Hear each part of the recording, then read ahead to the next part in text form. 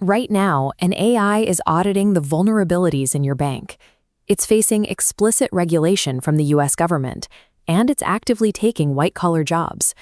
The software we used to play with is fusing with the physical world. For years, the defining philosophy in Silicon Valley was simple: move fast and break things. Build the model, release it to the public, and figure out the consequences later. As of May 2026, that era is definitively over. The shift happened because the technology reached a new level of scale. AI has become a layer of critical infrastructure, permanently woven into the systems that keep modern society running. With AI now operating at this foundational level, the industry is entering a period of friction. The focus is shifting towards who will control this infrastructure and who will be left behind as it's implemented. That struggle for control starts at the very top. The US government recently abandoned its hands-off approach, explicitly demanding early access to AI models from companies like Microsoft and XAI before they ever reach the public. It's a striking pivot for a government that struggled to comprehend basic internet architecture in the 1990s. Now they are attempting to gatekeep the most powerful network ever created. The catalyst for this state-level panic was specific. Anthropic's new internal model, known as Mythos, began autonomously uncovering hidden structural flaws in legacy banking systems. It found decade-old vulnerabilities that human engineers had completely missed. That capability triggered an immediate international response. 5 allied nations, including the US and the UK, issued urgent joint security guidance specifically targeting what they call agentic AI. These frameworks for careful adoption signal a shift in state priorities. Governments are now managing AI as a matter of national security, prioritizing containment over commercial expansion. Down at the enterprise layer, global corporations are reading that exact same signal. Instead, they are actively ripping out their traditional operational foundations to embed AI directly into their core workflows. Take JP Chase.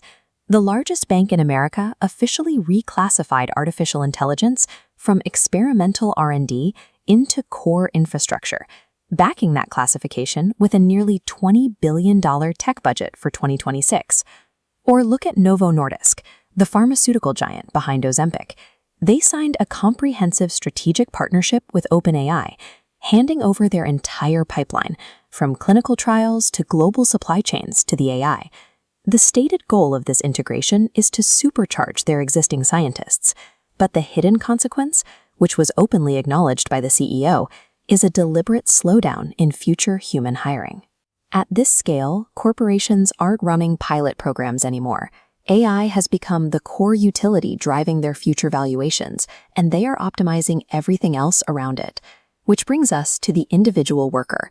Because when global enterprises optimize around a new utility, the immediate reality for the workforce is incredibly harsh.